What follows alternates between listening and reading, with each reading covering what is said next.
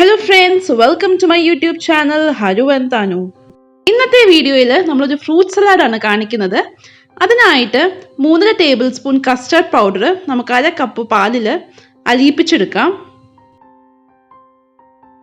Level ചെയ്തെടുത്ത 3 table spoon custard powder ആണ് നമ്മൾ 1/2 കപ്പ് റൂം ടെമ്പറേച്ചറിലുള്ള പാലിൽ അലിയിപ്പിച്ചെടുക്കുന്നത്. ഇനി നമുക്ക് 2.5 കപ്പ് പാല് ഒന്ന് തിളപ്പിച്ചെടുക്കാം. അതിലേക്ക് 1/2 കപ്പ് പഞ്ചസാര ചേർത്ത് കൊടുക്കാം. ഇടയ്ക്ക് ഒന്ന് ഇളക്കി കൊടുത്ത് നമുക്ക് പാലൊന്ന് തിളപ്പിച്ചെടുക്കാം. ഞാനിവിടെ യൂസ് ചെയ്തേക്കുന്ന കസ്റ്റർഡ് പൗഡറിന്റെ വാനില എസൻസിന്റെ ഒക്കെ ഡീറ്റെയിൽസ് ഞാൻ താഴെ ഡിസ്ക്രിപ്ഷൻ ബോക്സിൽ കൊടുത്തേക്കാം. വാനില ഫ്ലേവേർഡ് ആയിട്ടുള്ള കസ്റ്റർഡ് പൗഡറാണ് ഞാനിവിടെ യൂസ് ചെയ്തേക്കുന്നത്. അതുപോലെ തന്നെ ഫ്രൂട്ട് സലാഡ് വളരെ ഹെൽത്തി ആയിട്ടും അതുപോലെ തന്നെ നമുക്ക് ഗസ്റ്റ് ഒക്കെ വരുമ്പോൾ എളുപ്പം തയ്യാറാക്കി എടുക്കാൻ സാധിക്കുന്ന ഒരു ഡെസേർട്ട് ഐറ്റം ആണ്. അതുകൊണ്ട് ഈ ഒരു വീഡിയോ കണ്ടിട്ട് എല്ലാവരും വീട്ടിൽ തീർച്ചയായിട്ടും ട്രൈ ചെയ്ത് നോക്കണം. പാല് ഇവിടെ തിളച്ച് വന്നിട്ടുണ്ട്. നമുക്കതിലേക്ക് അലിയിപ്പിച്ച് വച്ചിരിക്കുന്ന കസ്റ്റർഡ് പൗഡറും പാലും കൂടിയുള്ള മിശ്രിതം ചേർത്ത് കൊടുക്കാം. ഇനി ഒരു മീഡിയം ഫ്ലെയിമിലിട്ട് കൈ എടുക്കാതെ ഇളക്കി കൊടുത്ത് നമുക്ക് ഈ കസ്റ്റർഡ് പൗഡർ ഒന്ന് കുക്ക് ചെയ്തെടുക്കണം.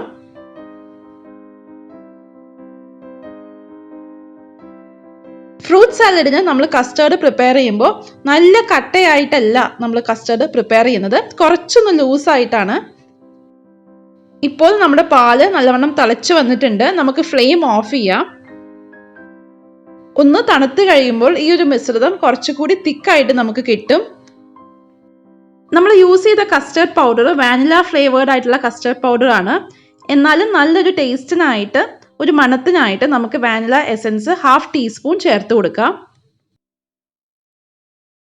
റൂം ടെമ്പറേച്ചറിൽ ആയതിനു ശേഷം നമുക്ക് 2 മണിക്കൂർ ഫ്രിഡ്ജിൽ ഒന്ന് തണുപ്പിച്ചെടുക്കാം.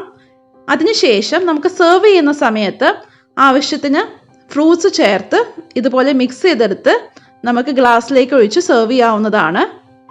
ഞാനിവിടെ യൂസ് ചെയ്തേക്കുന്ന fruits orange, pineapple, apple, grapes, അതുപോലെ തന്നെ ബനാന. നമ്മുടെ കയ്യിലുള്ള ഫ്രൂട്ട്സ്, നമ്മുടെ ഇഷ്ടമുള്ള ഫേവറേറ്റ് ആയിട്ടുള്ള ഫ്രൂട്ട്സ് ഒക്കെ ചേർത്ത് നമുക്കിത് റിച്ച് ആക്കി എടുക്കാം.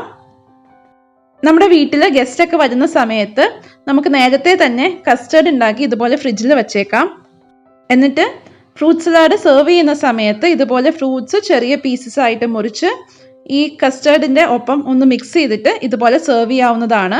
ഇതിന്റെ മുകളിലായിട്ട് വാനില ഫ്ലേവേർഡ് ആയിട്ടുള്ള ഐസ്ക്രീമോ വിപ്പിംഗ് ക്രീമോ ചേർത്ത് കൊടുക്കാം. ഞാൻ ഇവിടെ വിപ്പിംഗ് ക്രീമാണ് ചേർത്ത് കൊടുക്കുന്നത്.